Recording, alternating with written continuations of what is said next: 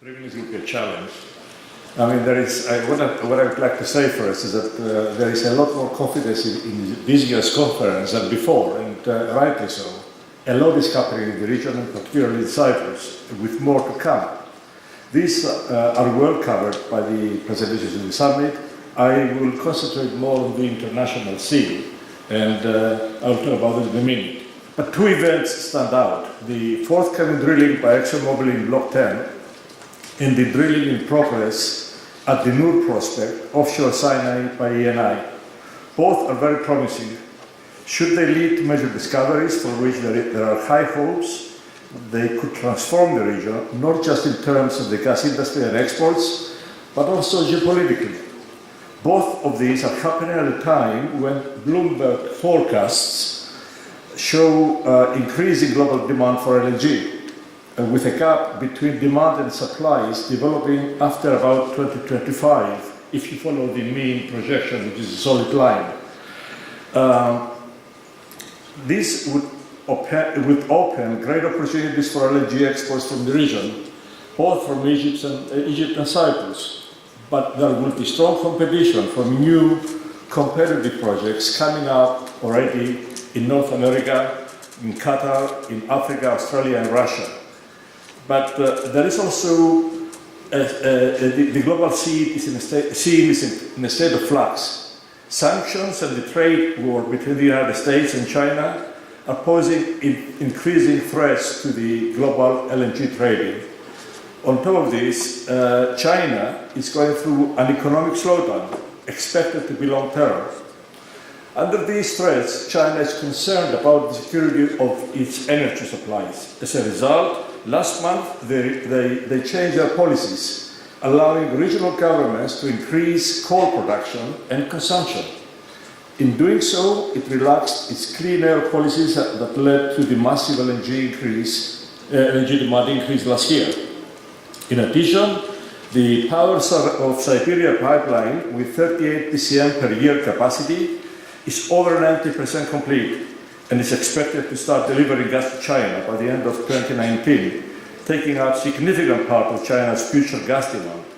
These developments are already impacting China's LNG imports. They're still importing, demand increases, but at a lower rate.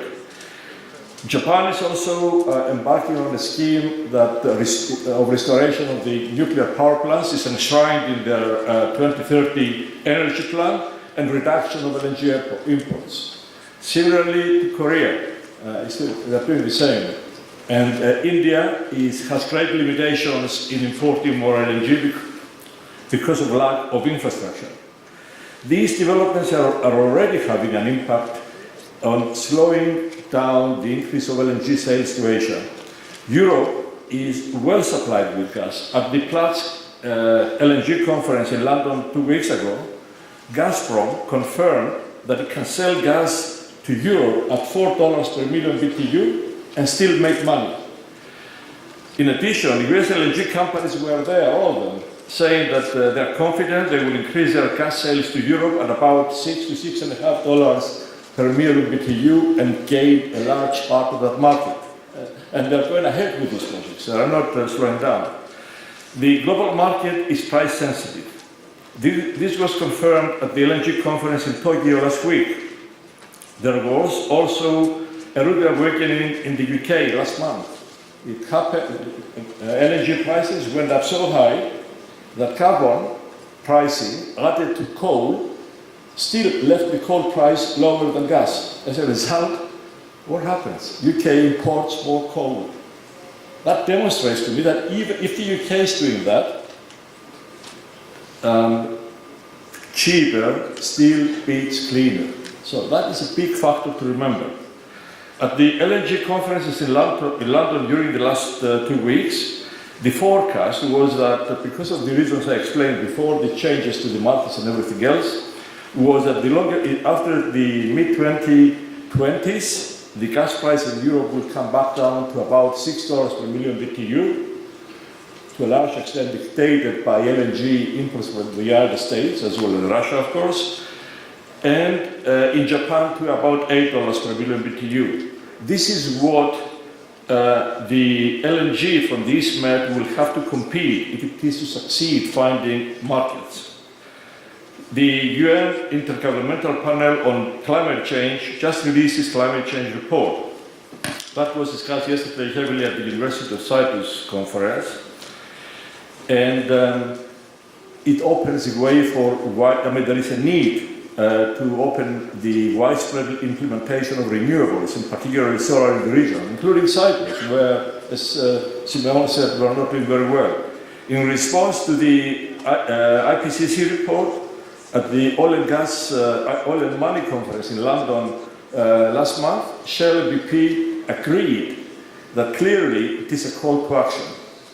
But they defended the oil and gas industry very robustly. Nevertheless, they were on the defensive.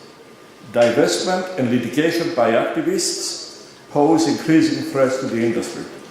So the longevity of the industry is under threat, and we need to remember that. It's not what we say, it's what others say about us. As a result, in addition to pursuing exports, we should be considering ways to maximize use of East Med gas in the region. We have a regional market, huge. We should be using it and not just concentrating on exports. The IEA has just released a report saying that the demand for gas in petrochemicals is expected to carry on increasing. With growing quantities of low-cost feedstock in the region, the petrochemicals industry provides great opportunities. Egypt is doing it already. We should prioritize this. So in conclusion, as we heard today, the East Med still has strong prospects for more gas discoveries, especially by ExxonMobil in Cyprus and IENE at Noor in Egypt, soon, hopefully. But in addition to looking for exports, we should consider ways to maximize use of this gas regionally. Thank you.